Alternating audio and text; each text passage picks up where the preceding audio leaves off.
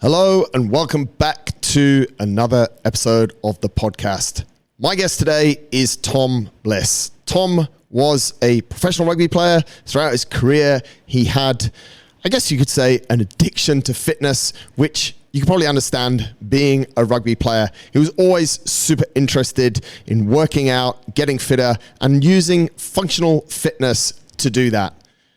Tom's career came to an abrupt end after he suffered a second concussion, which those of you that have been involved in contact sports would know that one concussion too many is already too many.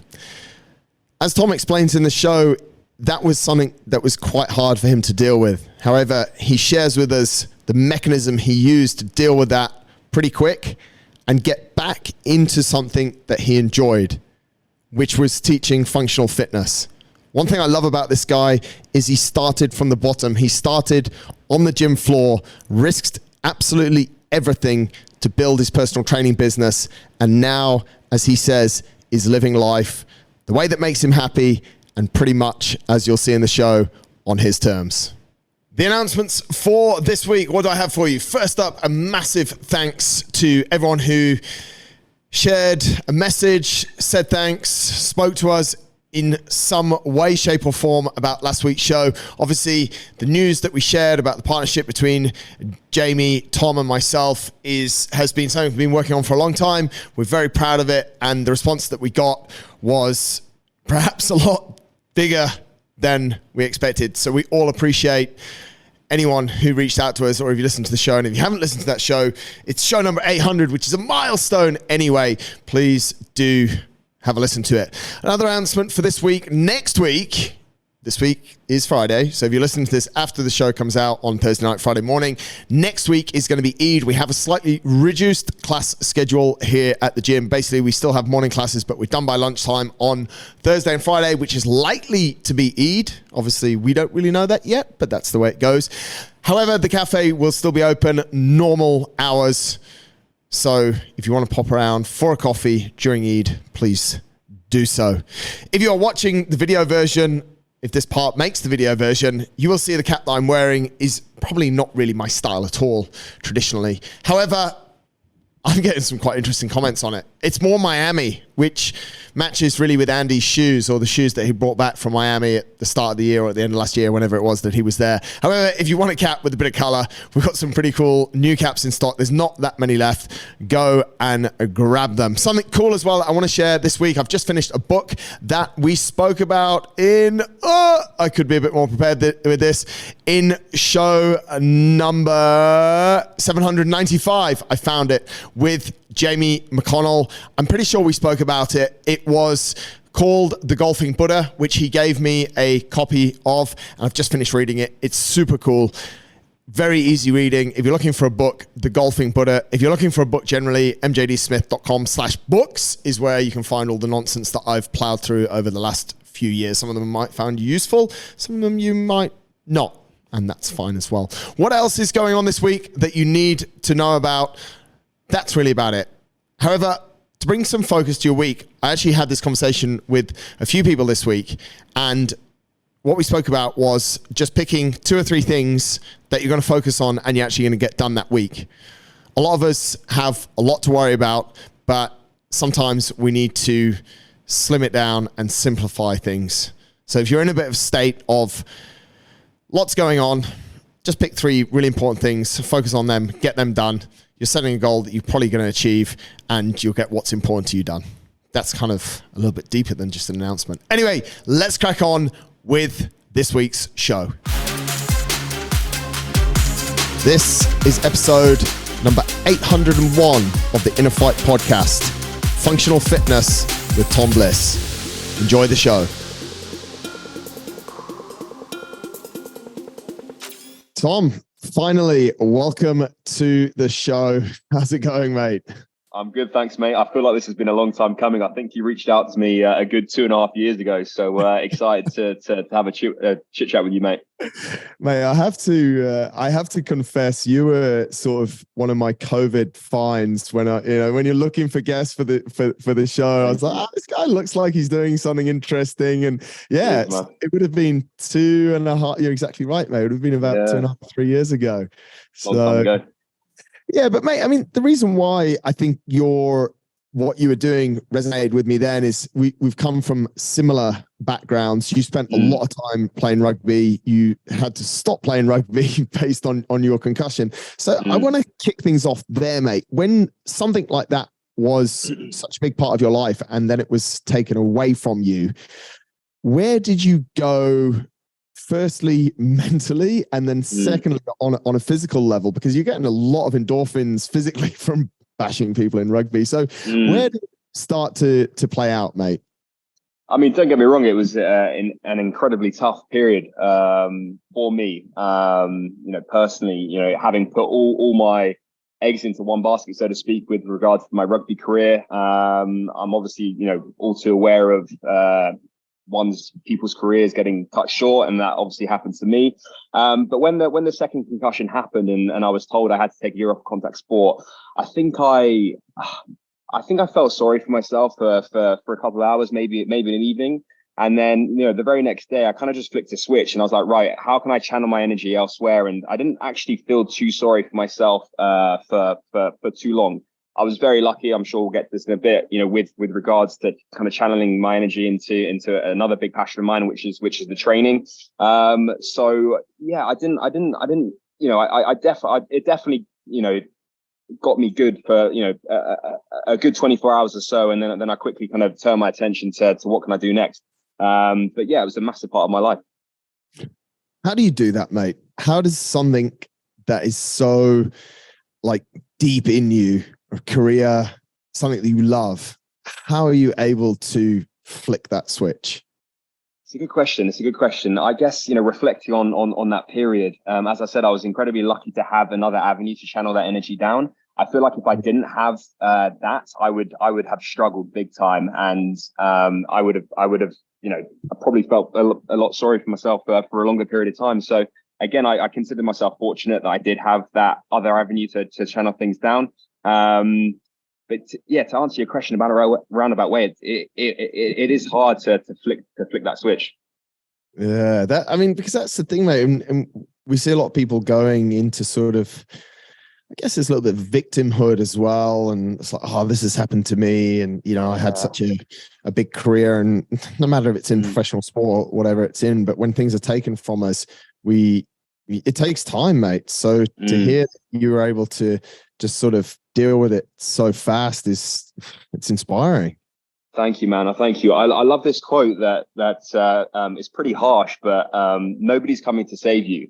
You have to. You're the only one to blame at the end of the day. No matter what situation or circumstance you're in, only you yourself can get yourself out of it. And as harsh as it is, I've kind of stuck with that since. And no matter where I find myself, I have the power, as does I feel like everyone does to get themselves out of certain situations. Absolutely, mate. So when you woke up the next day or a couple of days later, and you realized that sitting around and feeling sorry for yourself wasn't really going to drive you forward, what were the first things that you did, mate? I contacted a gym. I literally just done a PT qualification on the side. And it was going to be a part-time vocation to go alongside my rugby. And then, a couple of days later, I started firing off applications to Virgin Active and a few other gyms. And I kept on getting peppered by this promoter, if you like, called Dougie. And he was calling me day in, day out to work at this gym called Gymbox. And I was like, fuck off, I don't want to work there, don't want to work there. And finally I succumbed to a meeting, and then I had a meeting. And the way the PT market works in England, you either go to a gym and the gym charges 70, £80 for the session, and you, the PT, get paid 15 to 20 quid of that. That's one model. And then the other model is that you go to a place like Gymbox, you have to pay extortionate amounts of rent, but you charge what you want, and then you keep all that money. So I decided to go for the slightly riskier route and pay the more extortionate £1,200 at the time gym rent a month on top of my £800 home rents. As a young lad who I had no money, I'd finished rugby, I had nothing in the bank, and I was like, this is this is a bit of a risk. And luckily my background in rugby, I quickly built up a good client base, and I was okay. But it was tough to start with, for sure. No wonder places like Gymbox are doing so well, and so many personal trainers are going out of business, mate, with rates like that. I know, man. It's a conveyor belt. I remember, fresh-faced PTs every single week, and they would last a week, and then they would move on to the next one. It's a bit sad, really, and I guess there's lots of companies who have emerged in more recent times to develop PTs to a much better standard. But doing a 4-week PT course and learning about the respiratory system and the heart and lungs doesn't do any favors when you're trying to get clients on the gym floor. So luckily I kind of used my university experience, my rugby experience to kind of help me out there. Probably a little bit of personality as well, which is often a little bit, yeah. So, mate, obviously, the era that you were playing rugby, the concept of functional fitness was nothing sort of new. I'm a little bit older than you when I think back to it. As like, it didn't really exist back then. But you came through a time where CrossFit had started in early 2000s. They were kind of, let's be nice to CrossFit for a few minutes. We can bash them later, but they were kind of the OGs of functional fitness. When I think for the last sort of 20 years, what was it to you, mate? How were you training when you were playing rugby? I'm interested from a personal standpoint as well, because I imagine things were quite different sort of once the functional fitness era kicked off. Yeah, absolutely. I mean, looking back to my university days where, going back to when I started the gym, I was doing bench press and tricep push downs 4 times a week. I didn't have a clue what I was doing when I was 15, 16. Oh, mate, I had a hell of a pump. But obviously, then having an exposure at Loughborough University and learning, some more strength and conditioning principles and stimulus. That was my idea of what a gym program would. It was very structured. It was very constricted, if you like, to certain stimulus. Your power at the start of the session, a strength component, no metabolic conditioning or anything like that. That was obviously safer on pitch. So I'd done that for 5-6 years, and then as I transitioned into the fitness industry, I kind of my eyes were open to this other world of CrossFit and functional fitness. What is some of everyone or most people, mate, that have sort of played a little bit of CrossFit have quite a good first experience of just getting it absolutely handed to them? Do you have one? It's laughing, so surely there is one. What's my first? My earliest memory, I was at Gymbox and I got roped into 17.1. So that was my first CrossFit. So the box jumps and the snatch. Relatively low skill. I did it once. I did it twice in the same morning. So I got roped into doing it again 2 hours later because my friend wanted to do it, and I was trying to impress him. A guy called Faisal, PMA Fitness. Shout out to him. So I did it twice in one day, and I think I was just ruined for days. But in terms of comical CrossFit experiences, there was one later down the line. I was building up to a heavy snatch for the day. This is when I was there or thereabouts the 100 kilo mark, and I'd hit it. I hadn't hit it before, and classic case of failing to lock out my arms. And as you try and push yourself forward, the arms collapsed and it landed on my lower back and spit me about 3 meters forward. It's all on vid. So that was probably my worst experience, dropping a 100 kilo snatch on my lower back. And luckily it was just a few bruises, but I think we've all been there, haven't we? Mate, I'm not surprised you've got some trouble with a slip disc a couple of years ago. You start off with 17.1, you do it twice in one day.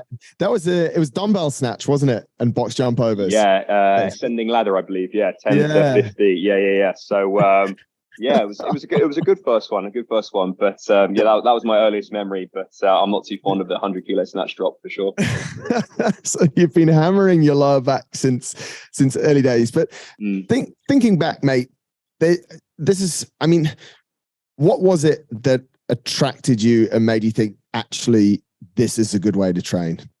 To start with, it was just something new. I had finished playing rugby, and then I had taken my S&C principles into gym box, and I thought I was training hard, but I was very lost in terms of where I wanted to go. I was trying to get a client base. I was trying to do a squat, a hinge, a press, but I was very bored. So what appealed to me to start with? Have you heard of you've heard of obviously WIT Fitness in London? Yeah. So the old head coach there, Gustavo, the guy with the mustache. So he was the one who introduced me to CrossFit. So I saw him training at gym box, doing these weird butterfly pull-ups, doing handstand push-ups, and I went up to him and I was like, "Hi, Tom, nice to meet you. What are you doing?" Obviously, I'd heard of CrossFit before, and he calls me Monster. He said, "Monster, come train with me." So from that day, I trained with him for 2 years solid, 3 hours a day, and then the rest is history. So I am always in debt to Gus for kind of taking me under his wing and showing me the light and kind of paving the way for my kind of, I guess, functional fitness career. Do you think that in that era or even now, do you think you were fitter than you were when you were playing rugby? Great question. I've been asked this before. I think in terms of what I can do in terms of a skill set, yes, I am. I feel like I'm a more well-rounded athlete. In terms of running, I was never the most skillful, but I was always the best at the bleep test, the yo-yo test. I was always the best runner. Being a scrum half, I used to cover 8-9 Ks a game. So I was always really good at running. So I think back in my rugby days, I was definitely aerobically fitter, I would say, because you're doing so much volume over the course of the week, and obviously playing on the weekend. But in terms of being a well-rounded athlete, I think I'm more fit, if you like, now. It's an interesting one. You probably have it as well, mate. It's almost like an ongoing debate, isn't it? Yeah. Sort of thinking to yourself, would I have been better or wouldn't I have been better? And yeah. It's interesting because of specificity. I often think like now we feel a lot better and we can do a lot more movements. And for the most part, we are a little bit better, but always wonder if you take that, there was a reason why we were doing so much compound lifts. And like you said, chest and guns was just a staple for so long. And I still see it these days. We sometimes have some visiting teams coming into the gym, and the way they'll clean a bar, that their elbows are still sort of way back.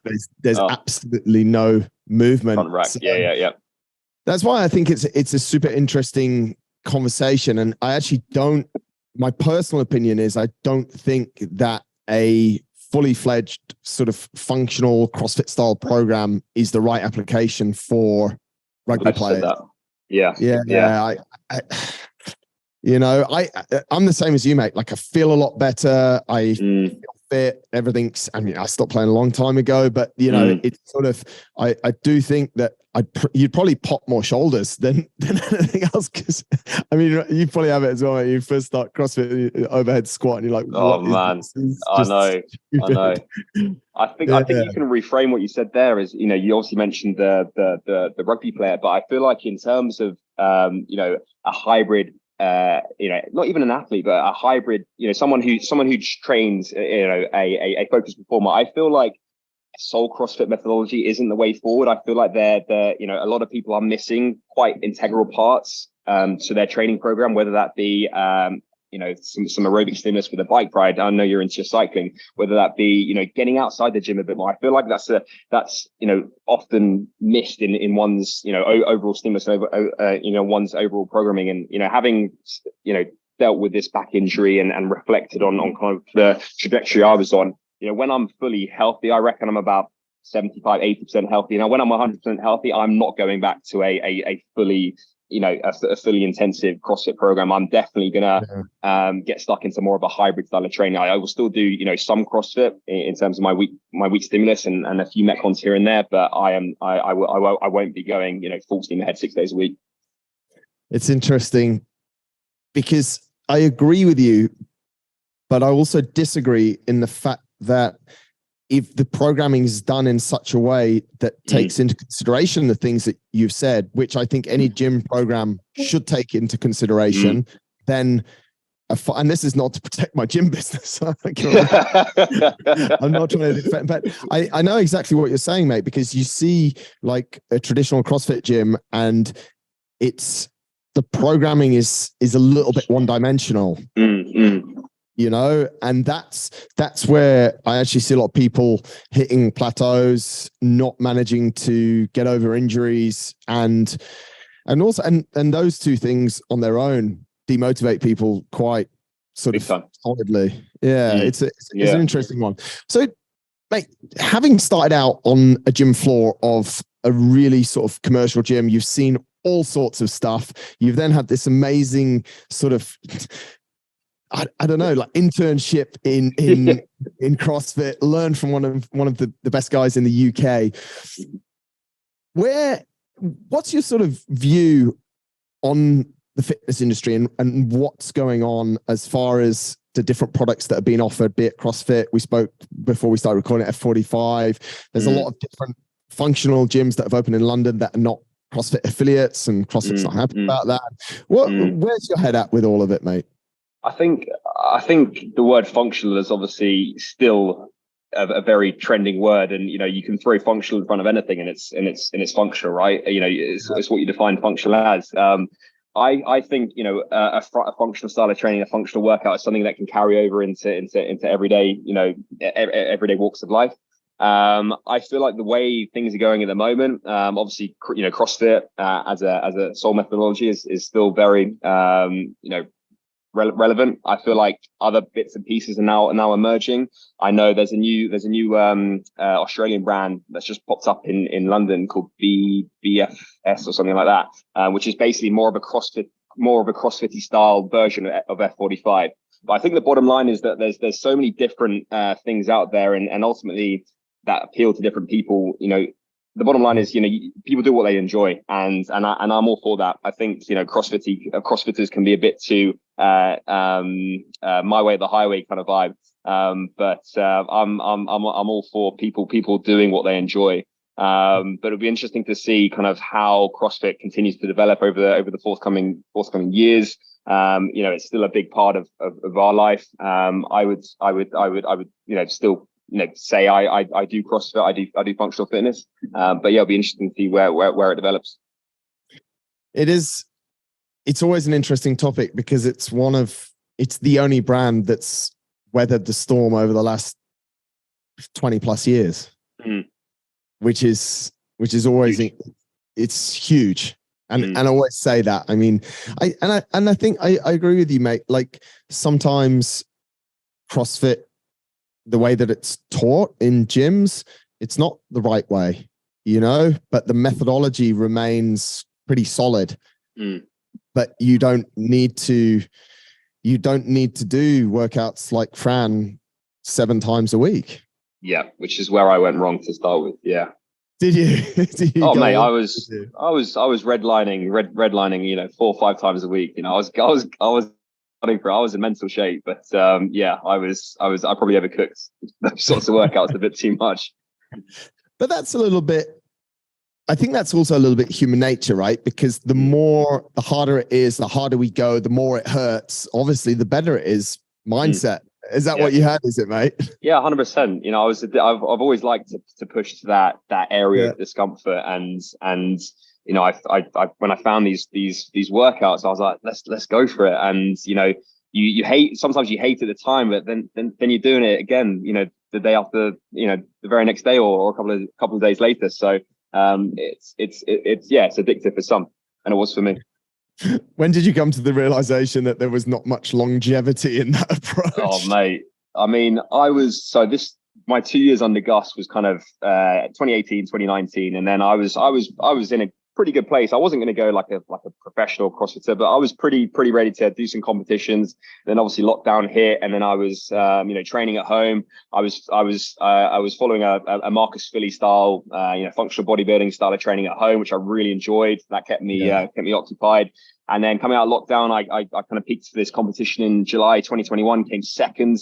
It was a comp called the National Fitness Games in the UK, and then slipped the disc. So that's kind of my, back to reality. It'll be interesting to see kind of what route I take in the next few years. One route that you have taken, mate, is that you took your business, as a number of people did, out of the gym and online through COVID. It's interesting because I think you're one of the first guys that I've had on the show. I was thinking about this before we started recording. You're one of the first guys that I've had on the show that is still talking about their online business 2 or 3 years after COVID, which is a good sign. So you're obviously doing something right, mate. Something right. So, I mean, you were forced into something because the gym shut. Tell us where your head was at with that, and what sort of decisions you had to make, and how things have gone, mate. Yeah, for sure. I think there's similarities between going into lockdown and having my concussion. Again, reflecting on the two. And I suppose, I was in a small flat in central London with my girlfriend, and like a lot of other people, we were like, right, how can we channel our energy? What can we do? And obviously the obvious one was to do some live classes. So I think we did 2 weeks of free live classes on Instagram Live, just to keep ourselves entertained just as much as others. And then we were like, right, we were getting 500-600 people online in a class, and we were like, cool, let's just chuck a couple of quid, behind a paid wall.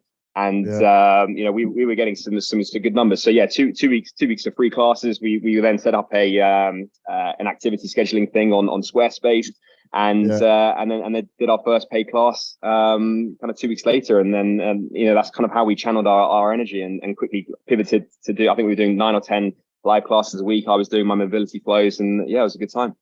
Wow, that's nuts. So I guess to one extent, you're probably quite happy with the way things were going, mate, that everyone was locked down. Yeah, for sure. I mean, I've heard some crazy stories of people who did far better than us, with 3, 4, 5 girls with 3, 4, 5,000 members, paying £15 a month on these workout platforms. I heard some crazy stories. But we were doing enough to survive, if you like, and pay our rent and whatnot, and then I guess come out of it in a good place. One of the things that we did see during COVID was obviously lots of people flip their careers. We saw a lot of people coming into that space, mate. Yeah, a lot of noise. How did you live through that, stroke tolerate it? Yeah, good question. I don't know. It was a funny old period, wasn't it? It was a funny old period.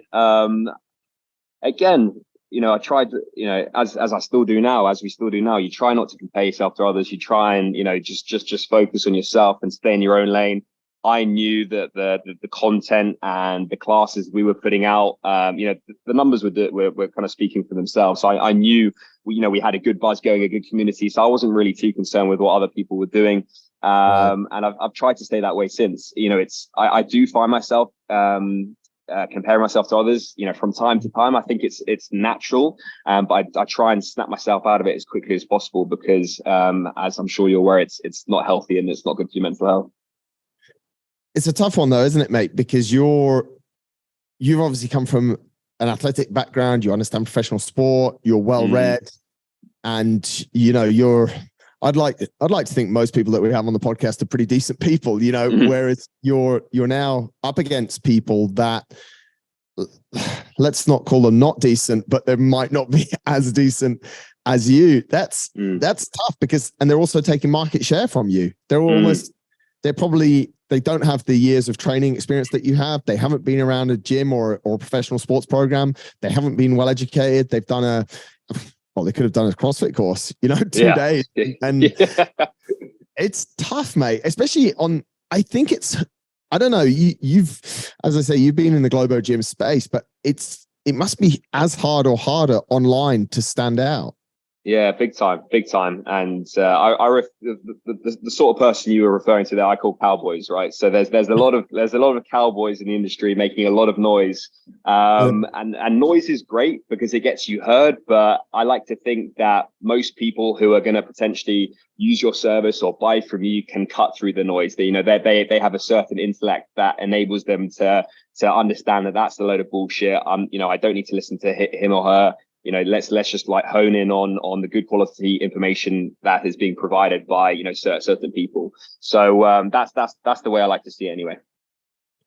Stay in your lane and make sure ignore the Cowboys. Yeah, exactly. 100%. Exactly. So you've started this business during COVID. It's going well. We've got people online. Mm-hmm. You don't want gyms to reopen, but they start to reopen. Yeah. Where does your mind go to, mate? Take us to the next step.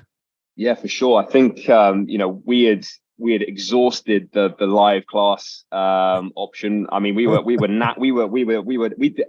we did 9 months of every single rep of every single set of every single class together, and it got to a point where we're like, hang on a sec, why don't you just do a class and I do a class? So then Courtney and I started splitting the classes up.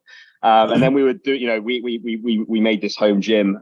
We had a bit of a garden space and got a bit of equipment in. So we would then training, an hour and a half, 2 hours on top of this 60-minute class every single day. So, it kept us entertained, but, a few niggles started to creep in. And then, I sat down with Courtney, my partner, and we were like, why don't we, set up an online program? So we started the Ultimate You monthly group generic program.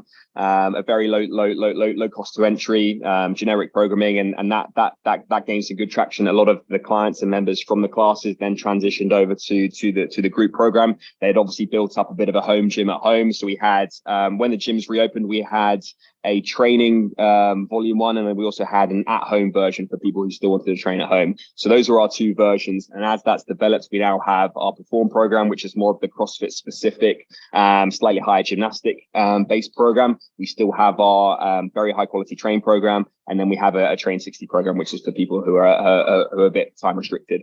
So it's just naturally evolved over time. But yeah, when the gyms reopened, we were like, right, let's cater to the home market, but let's also cater to the people who want to go back to the gym.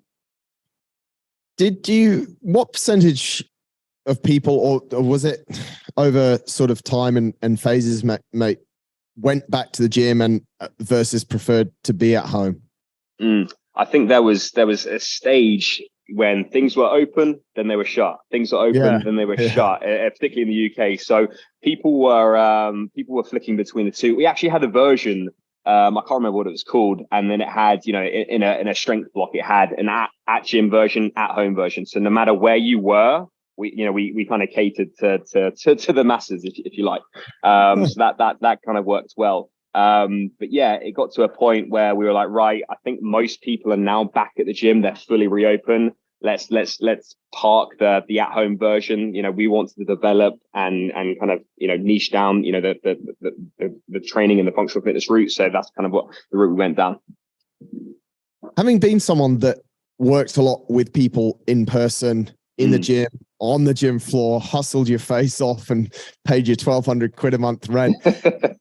You must have missed that human interaction element, mate.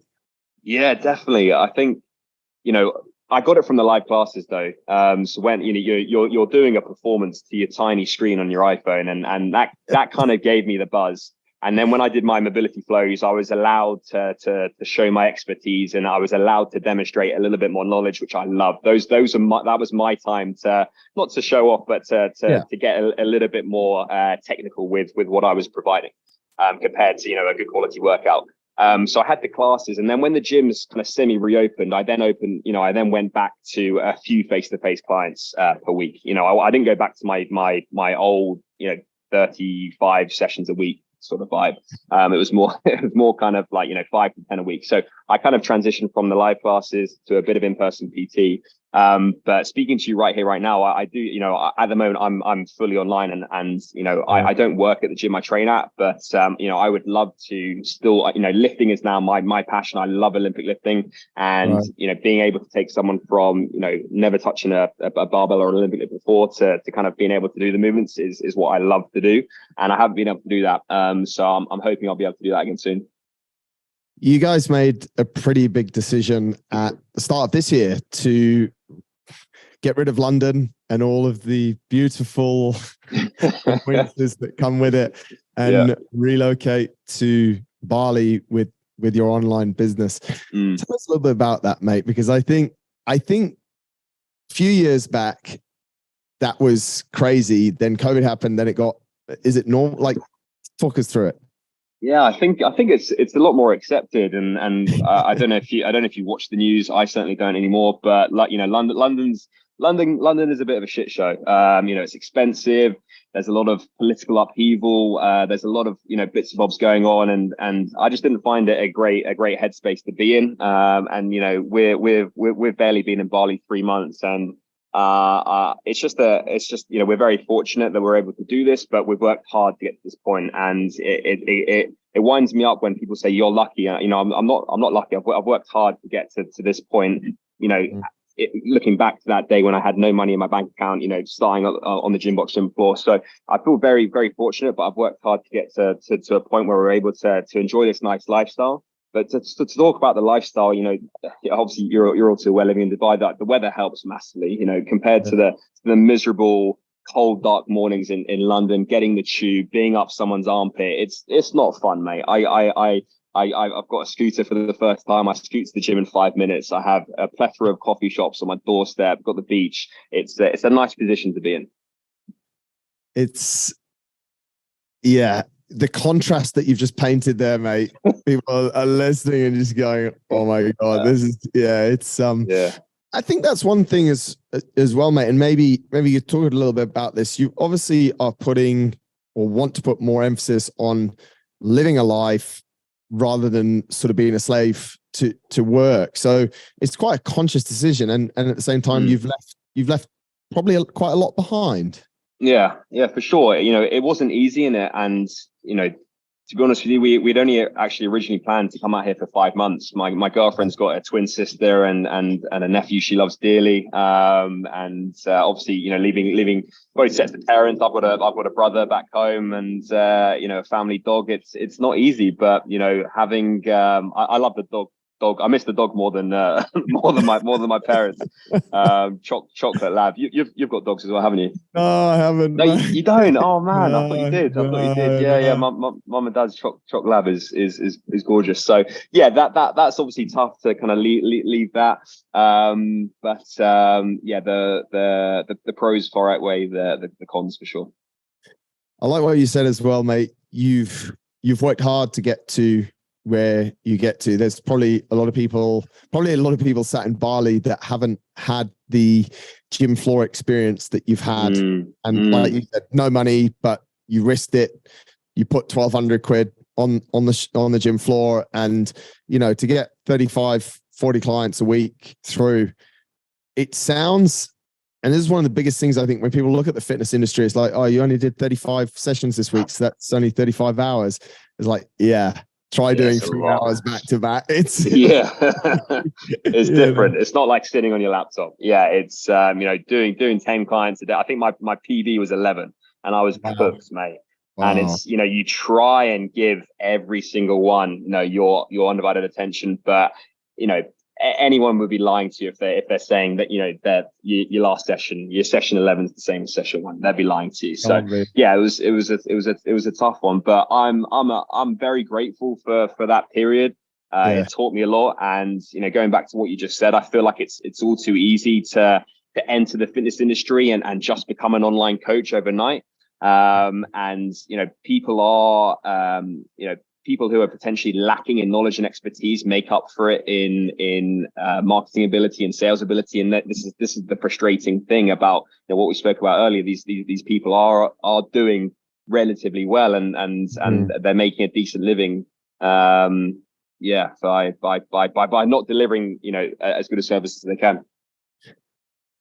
Do you think that's part of quite a bigger problem though, Tom? Like fitness now, accessibility to fitness, access to information is probably in a little bit of overload. So if you can tune a message that's actually going to pop up on someone's device that you know is going to resonate with them, that's actually the skill rather than, or that's the biggest part of the skill rather than the skill set of training someone.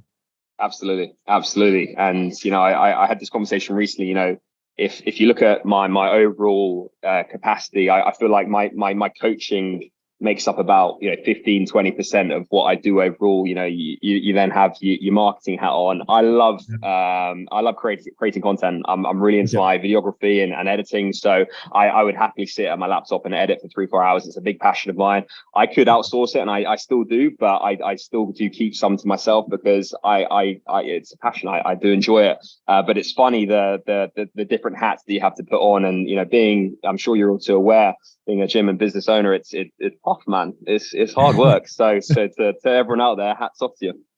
I know there's, to be honest, mate, and I do say this often, so it shouldn't be a surprise. Some days I just want to coach.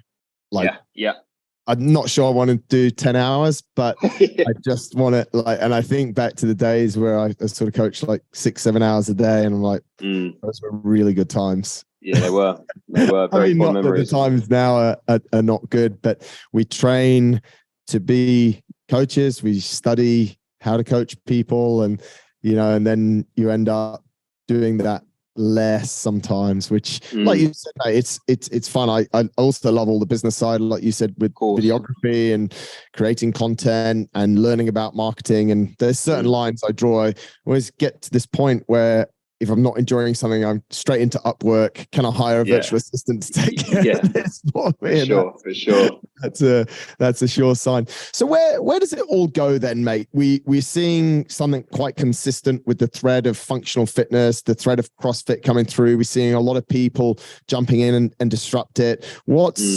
I have, this question is sort of twofold. What does the rest of this year look like for you?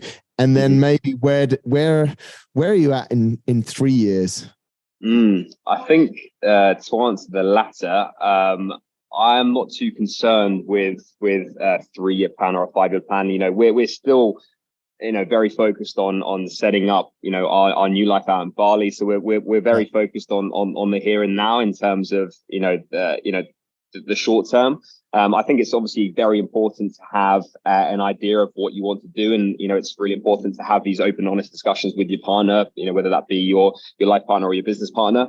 But in terms of the way the functional fitness scene is going, I think it's only going in a positive way. I feel like as I said earlier, people will be able to cut through the bullshit and all the information. And I feel like the cream always rises to the top, right? So I feel like the good business owners, the good gyms will always come out on top eventually. But in terms of the online space, it's hard to call. Obviously, I'm sure you're aware of AI and ChatGPT. It's mental what could potentially happen. So yeah, I'm just taking it in my stride, really. Could you see you moved online? Could you see yourself moving back into hands-on coaching a lot more? I mean, for sure. I mean, I was saying earlier, my girlfriend, my fiance, has just been, given a coaching role at Bamboo Fitness in Bali. So she's very much enjoying being back on the gym floor, interacting with members, and a bit of me is a little bit jealous. So if an opportunity arose to open a gym, if I was asked to coach at a gym, I would certainly think about it for sure. Yeah, I think I think that's where you and I are probably a bit different as well, or we're the same and different to others, is that you've had that experience on the gym floor. You kind of know what it's all about and what it feels like to be smoked after a number of hours of back-to-back stuff. For sure. There's a part that it's actually incredibly rewarding, and it's fun spending an hour with people that you actually enjoy, and doing that back-to-back can be yeah, it's man, I wanted to ask you, you guys have set up your business together, you live together. Is it intense? You're getting married. Yeah. that side of it and don't say anything that she wouldn't want to hear. Yeah, for sure. You know, I got asked this question on a podcast recently, and I just said it's tough, and she listened to this back, and she was like, "How dare you?" So I'm gonna try my best to answer this in a little bit better. Yeah, look, we're incredibly lucky the relationship we have. It's evolved over time. You know, I'd be lying if I said it wasn't challenging and hard. But we've always been very respectful of our space. Even living with each other in lockdown, you know, we'd always give each other space. Whether that was my me time was always watching the Premiership rugby, the international rugby. Right.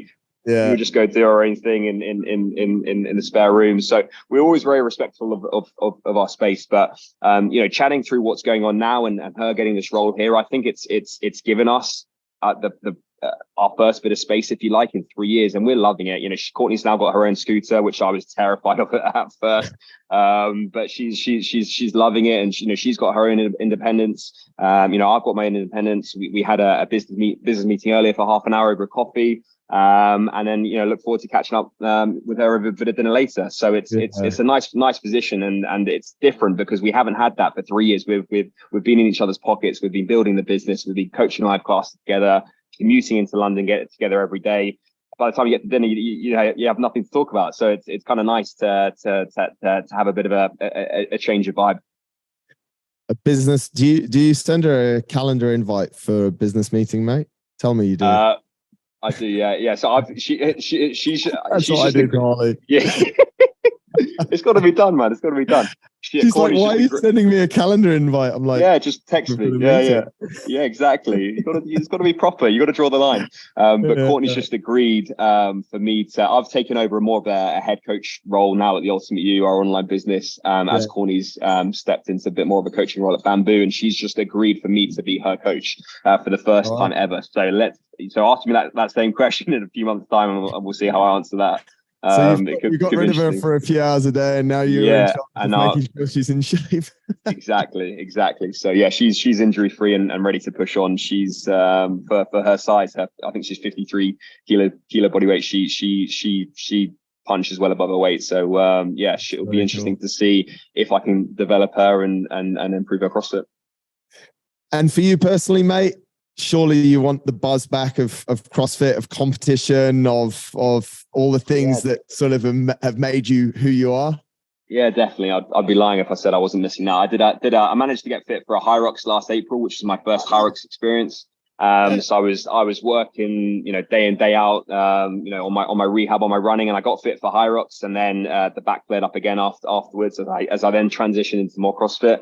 So I would love to, you know, be able to do a Hyrox comp, do my first CrossFit. I still haven't done an official CrossFit comp, which is crazy to think. So I would, you know, there's aspirations to do that. And then I'm sure I'll be, the road bike will be calling me soon as well. And I'll be getting lycra'd up. So I might be giving you a call if I'm in Dubai.